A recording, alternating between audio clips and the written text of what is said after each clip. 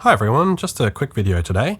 Have you ever wondered what happens when a Melbourne tram breaks down in the middle of a busy city street? Well, there's a few options. This here is R10, the Yarra Tram's network response vehicle, which attends all sorts of incidents around the network and is capable of towing a broken down tram. I've only managed to photograph that happening once and not very well. Here it is towing a B-class on Flinders Street in 2016. However, the much more fun and practical option is to tow a broken down tram with another tram.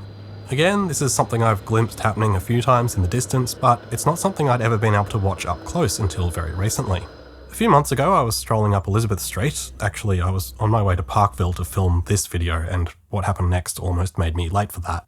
Anyway, I noticed some traffic building up in Collins Street and saw R10 heading down there in a bit of a rush, so I figured there must be something interesting going on. The something turned out to be E2 class tram 6068, which had broken down, and another E2, 6076, had just been coupled up to begin the tow.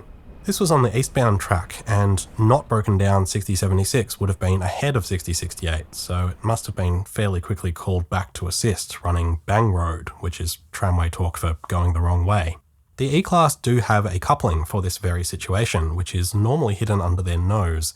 The nose lifts up to allow the coupling to be used, which isn't a very flattering look.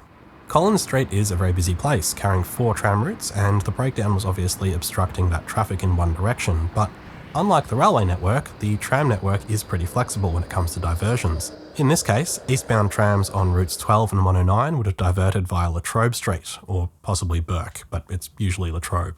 The 11 and 48, however, would have just been stuck in this situation, as there are no curves into Spencer Street when coming from Docklands. For a lot of other tram systems around the world, having a pair of trams coupled together is certainly not unusual. In fact, it's very common on older European systems. Here in Australia, Adelaide's H-class trams used to run in coupled pairs. I only have a picture of a single one, so you'll just have to imagine. Sydney historically ran loads of coupled trams on their original network, and they run them on their present-day network too. But despite being a tramway city through and through, Melbourne has never actually had coupled trams in regular passenger service. And outside a few test runs, it only ever happens in situations like this. While getting ready to go, the 67 metres worth of E-Class were blocking the street for quite a while, and as usual, the general public didn't seem to notice what was happening. Check out these people standing at the pedestrian crossing just waiting for it to move. Now, Collins Street does present a few challenges for towing a dead tram, as it has a lot of these things. Hills.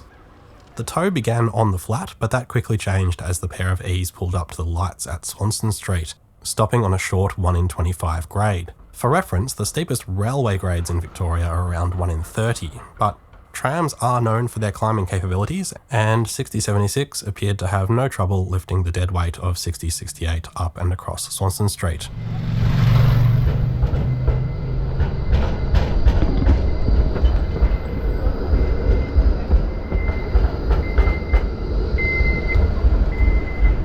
On the other side of the intersection, the street then pitches up to a much steeper 1 in 15 grade up to Russell Street, one of the steepest climbs in the CBD.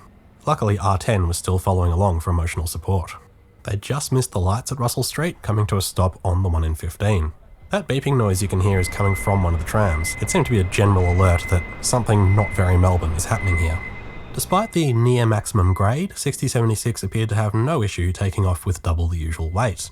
I'm guessing it was lucky that it was another E-Class in position to manage this recovery. I don't think a smaller tram would have been able to manage this on its own, and probably also very lucky it was a dry day.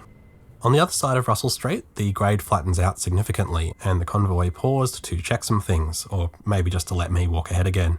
They then continued east, I assume all the way out to Preston Workshops, where the failed tram would have been dropped off for repairs.